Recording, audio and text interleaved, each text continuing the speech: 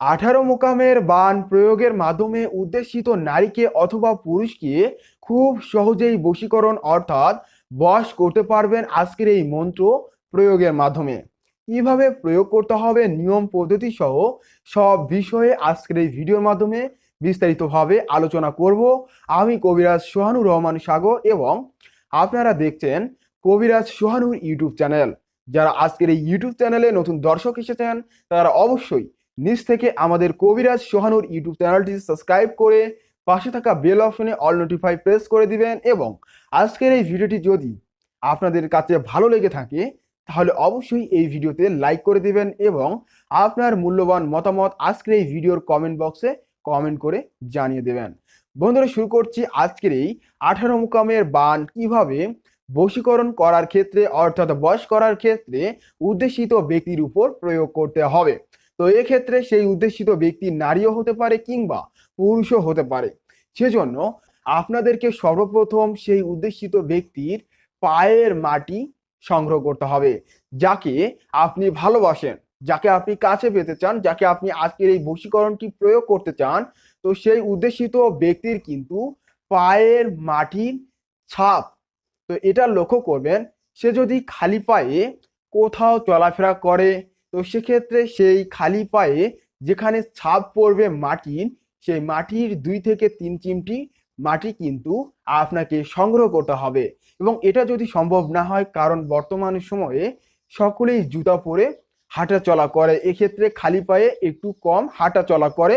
যাদের নিকটস্থ রয়েছে জাস্ট তারাই শুধু এটার প্রয়োগ করতে পারবে, আর যাদের দূরবর্তী স্থানে রয়েছে বা দূরবর্তী তারা তো আর এটা করতে পারবে না, সংগ্রহ করতে পারবে না। সেই ক্ষেত্রে হয়তো একটু কষ্ট করে তাকে সেই মাটিটা সংগ্রহ করতে হবে তার খালি পায়ের মানে ছাপ যেখানে পড়বে সেখানকার।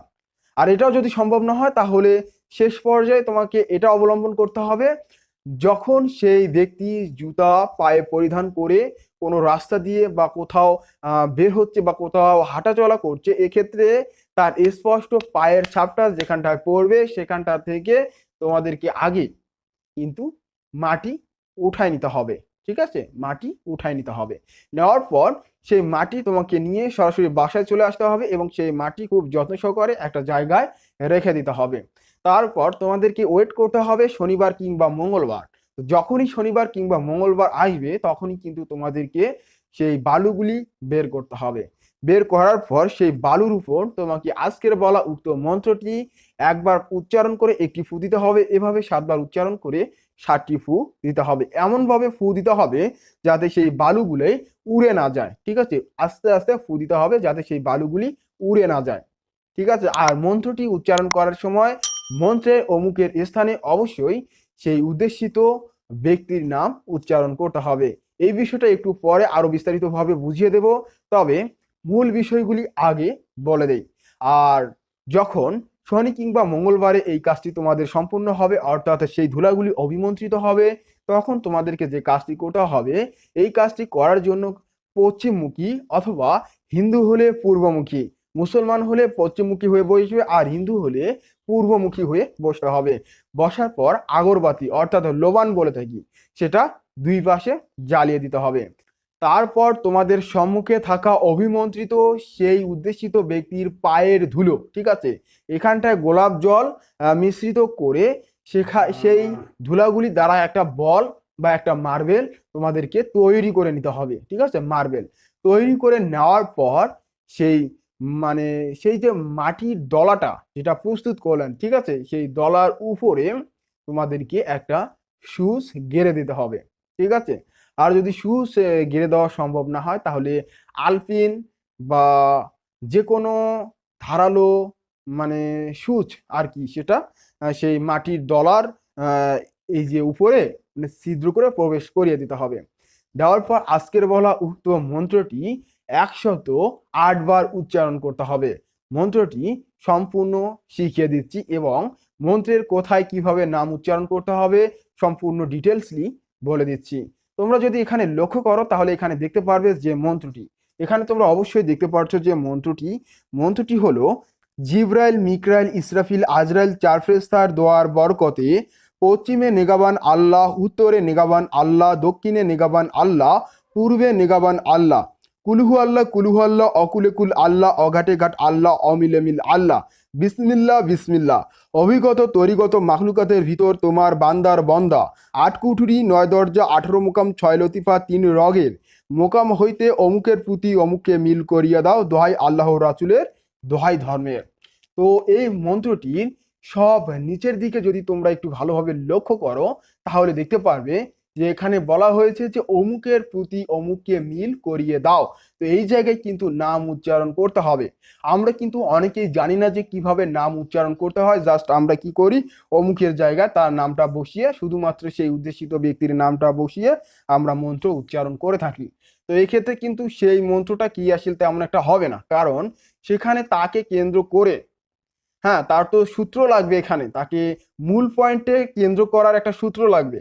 তো সেই জন্য তোমাদেরকে এই সূত্রটা সঠিকভাবে বসিয়ে দিতে হবে, যাতে এই যে 4 ফেরেশতা রয়েছে, এই 4 ফেরেশতার মুয়াক্কেলগণ যাতে উদ্দেশিত ব্যক্তিকে খুব সহজে আপনার প্রতি বশীকরণ করাতে বাধ্য করাতে পারে। আর এটাই হচ্ছে 18 মোকামের বান। তো এক্ষেত্রে তোমাদেরকে এই বিষয়টা লক্ষণীয় রাখতে হবে যে অমুকের প্রতি অমুককে, তো প্রথম তো এই যে অমুকের স্থানে যদি তোমরা মানে নিজেরাই এই কাজটি করতে আগ্রহ পোষণ করে থাকো, তাহলে তোমাদেরকে প্রথম অমুকের জায়গায় এখানটায় আমার উল্লেখ করতে হবে। এভাবে উল্লেখ করতে হবে যে 18 মোকাম 6 লতিফা 3 রঙের মোকাম হইতে আমার প্রতি, এই যে অমুক, দ্বিতীয় অমুক, এই জায়গায় কিন্তু সেই উদ্দেশিত ব্যক্তির নাম উল্লেখ করতে হবে। তো এখানে সেই উদ্দেশিত ব্যক্তি যদি নারী হয় তাহলে এভাবে উচ্চারণ করবে যে অমুকের কন্যা অমুক। নারী হলে প্রথমে মেয়ের মায়ের নাম, তারপর কন্যা উল্লেখ করে সেই উদ্দেশিত মেয়ের নামটা উল্লেখ করতে হবে। তো এভাবে উল্লেখ করবে যে আমার প্রতি অমুকের কন্যা অমুককে মিল করিয়ে দাও, দোহাই আল্লাহর রাসূলের, দোহাই ধর্মের। ঠিক একইভাবে যদি সেই উদ্দেশিত ব্যক্তি পুরুষ হয়ে থাকে তাহলে এভাবে এই যে দ্বিতীয় অমুকের স্থানে নামটা এভাবে উচ্চারণ করতে হবে যে অমুকের পুত্র অমুককে মিল করিয়ে দাও। ঠিক আছে? তো আর এই যে অমুকের পুত্র অমুক, বিষয়টা একটু ক্লিয়ার ভাবে বোঝাচ্ছি, একটু ভালোভাবে বোঝার চেষ্টা করুন। যদি সে পুরুষ হয় তাহলে তার পিতার নাম এবং পুত্র উল্লেখ করে সেই পুরুষের নাম অর্থাৎ ছেলের নাম এখানে উল্লেখ করতে হবে। এভাবে সঠিক নাম উল্লেখ করে তারপর বলতে হবে মিল করিয়ে দাও, দোহাই আল্লাহর রাসূলের, দোহাই ধর্মের। এভাবে উক্ত মন্ত্রটি তোমাদেরকে মাত্র 108 বার উচ্চারণ করতে হবে। 108 বার যখন উক্ত মন্ত্রটি উচ্চারণ করা হয়ে যাবে, তারপর কিন্তু সেই ওই যে বল যেটা প্রস্তুত করলে অর্থাৎ মার্বেল যেটা প্রস্তুত করলে সেটা কি করবে, সরাসরি নিকটস্থ নদীতে নিক্ষেপ করতে হবে সেই দিনে। এবং এটা করার সময় এখানে নির্দিষ্টভাবে উল্লেখ করা নাই, যে কোনো সময় এটার প্রয়োগ করতে পারবে, তবে এটা মাথায় রাখবে সঠিক নাম যেন হয় আর যাতে 108 বারের কম উচ্চারণ না হয়। এটা তোমরা গনে গনে 108 বারেরও অধিক হলে সমস্যা নাই, যাতে 108 বারের কম না হয়। উক্ত মন্ত্রটি উচ্চারণ করে কি করতে হবে, সেই যে উক্ত মেয়ের পায়ের ছাপ দ্বারা বল নির্মাণ করলে সেই বলটা কি করবে, তোমরা কোনো একটা জলাশয়ে অর্থাৎ নদীর মধ্যে নিক্ষেপ করে দিবে। আর যদি এটা নদীর মধ্যে নিক্ষেপ করতে সমস্যা মনে হয় তাহলে তোমরা করবে কি, কোনো একটা কবরস্থানে এটা পুঁতে রাখবে অথবা কোনো একটা গোরস্থানের মধ্যে এটা পুঁতে রাখবে। ঠিক আছে? আর এটাও যদি সম্ভব না হয়, যদি তোমরা হিন্দু হয়ে থাকো তাহলে এটা শ্মশানের মধ্যে পুঁতে রাখবে। ঠিক আছে? শ্মশানের মধ্যে পুঁতে রাখবে। আর এটাই হলো এর নিয়ম পদ্ধতি। এইভাবে তোমাদেরকে এই কাজটা কন্টিনিউ মানে করতে হবে আর কি। তো যখন তোমরা ওই যে বলটা কবরে কিংবা শ্মশানে অথবা নদীতে নিক্ষেপ করলে, তবে এটা ভালো হয় শ্মশান, হিন্দু হলে শ্মশান আর মুসলমান হলে কবরের মধ্যে পুঁতে রাখার চেষ্টা করবে। আর যদি এটা সম্ভব না হয় তাহলে নদীর মধ্যে নিক্ষেপ করবে। এটা কিন্তু তোমাদের মানে সুবিধার জন্য আমি বিস্তারিত ওইগুলা বলে দিচ্ছি। তো এটা যখন হয়ে যাবে তখন কিন্তু তোমাদেরকে কন্টিনিউ সেই একই নিয়মে 108 বার করে উক্ত মন্ত্রটি পাঠ করতে হবে। আর পাঠ করার আগে লোবান 2 পাশে জ্বালিয়ে নিতে হবে। এইভাবে কন্টিনিউ তোমাদেরকে 21 দিন কিংবা তার অধিক সময় বলা যেতে পারে, কারণ যারা তোমাদেরকে বলবে যে 24 ঘন্টা, 1 ঘন্টা, 3 দিনে বশীকরণ বা 7 দিনে বশীকরণ, এগুলো কিন্তু সব ভুয়া, বুঝছেন? এগুলো সব ভুয়া, এগুলোর আসলে কোনো রিয়েলিটি নাই। আর এই যে মন্ত্রের চালানি কাজটা, এটা হচ্ছে চালানি কাজ। তো এটা করতে এই মক্কেলগুলা যেমন চার ফেরেশতা তার মনে আপনার প্রতি একটা নতুন করে ভালোবাসার জাগরণ সৃষ্টি ঘটাতে কিন্তু একটু সময় নেয়, ঠিক আছে। আর অনেক সময় এটা পরিলক্ষিত হয় যে তার মনে যদি আপনার প্রতি ভালোবাসার সৃষ্টিও হয়, কিন্তু দেখা যায় যে সে আপনার দিকে মানে আকর্ষিত হচ্ছে না, সেজন্য একটু দীর্ঘ সময় লাগবে। সেই জন্য কন্টিনিউ এই মন্ত্রটি প্রয়োগ করে যেতেই থাকুন, তাহলে দেখবেন ইনশাআল্লাহ আপনি সফল হবেনই হবেন। বন্ধুরা, আজকের এই ভিডিওটি যদি ভালো লেগে থাকে তাহলে অবশ্যই ভিডিওতে লাইক করে দেবেন, এবং ভিডিওটি যদি হেল্পফুল মনে করেন যে আসলেই না আজকের এই ভিডিওটি খুবই মানে ক্রিয়াশীল এবং রাইট যদি আপনার মনে হয়, তাহলে অবশ্যই ভিডিওটি আপনার বন্ধু বান্ধবদের মাঝে শেয়ার করে দিন, যাতে তারাও আজকের এই ভিডিও থেকে উপকৃত হতে পারে। এছাড়াও আপনি যদি উক্ত কাজের সমস্ত নিয়ম পদ্ধতি অবলম্বন করতে না পারেন, বা আপনার কাছে যদি ঝামেলা মনে হয়, বা আপনি যদি ভয় পেয়ে থাকেন যে এই সমস্ত তন্ত্রমন্ত্র বা এই সমস্ত প্রয়োগ বিধির ক্ষেত্রে যদি আপনি ভয় পেয়ে থাকেন, যদি মনে করেন যে আমার থেকে কাজ করিয়ে নেবেন, তাহলে আমার সাথে সরাসরি যোগাযোগ করতে পারবেন। এবং তার আগে আমি আপনাদেরকে বলে রাখি, আপনারা আগে ইমোতে অথবা হোয়াটসঅ্যাপে ভিডিও কলে আমাকে নিশ্চিত করবেন যে আমি কবিরাজ সোহানুর রহমান সাগর কি না, এটা নিশ্চিত করে আপনারা আমার থেকে কাজ করিয়ে নিতে পারবেন। আর আমি সম্পূর্ণ রিয়েলভাবে কাজ করাই। এক্ষেত্রে আপনার নিকটে পার্সেল প্রেরণ করব, এবং সেই পার্সেলের মধ্যে তদবির থাকবে। সেই তদবির প্রয়োগের মাধ্যমে সেই কাঙ্ক্ষিত উদ্দেশ্য আপনারা কিন্তু হাসিল করতে পারবেন। আমার থেকে পরামর্শ নেয়ার জন্য আপনাকে আপনার ইমোতে অথবা হোয়াটসঅ্যাপে আমাকে অ্যাড করতে হবে, অর্থাৎ আমার ইমো এবং হোয়াটসঅ্যাপ নাম্বারটি অ্যাড করতে হবে।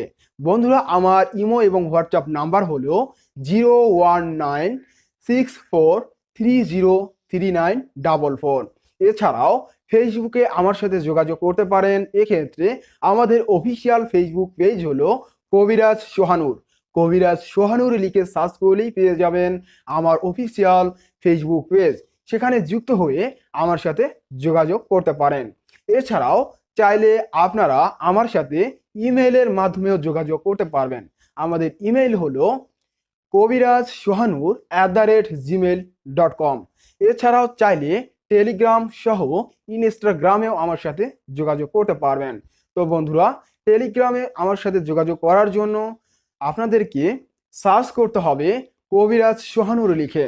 তো কবিরাজ সোহানুর লিখে সার্চ করলেই আপনারা আমার ইনস্টাগ্রাম পেয়ে যাবেন। তো সেখানে যুক্ত হয়ে আমার সাথে যোগাযোগ করতে পারবেন।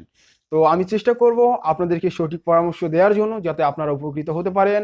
আর আপনাদেরকে পরিশেষে এই বার্তা দিয়ে রাখি যে নিত্য নতুন বিষয়ে কবিরাজি সহ তান্ত্রিক ক্রিয়া সম্পর্কে জানতে অবশ্যই আমাদের আজকের এই কবিরাজ সোহানুর ইউটিউব চ্যানেলটি সাবস্ক্রাইব করে পাশে থাকা বেল অপশনে অল নোটিফাই প্রেস করে দিন।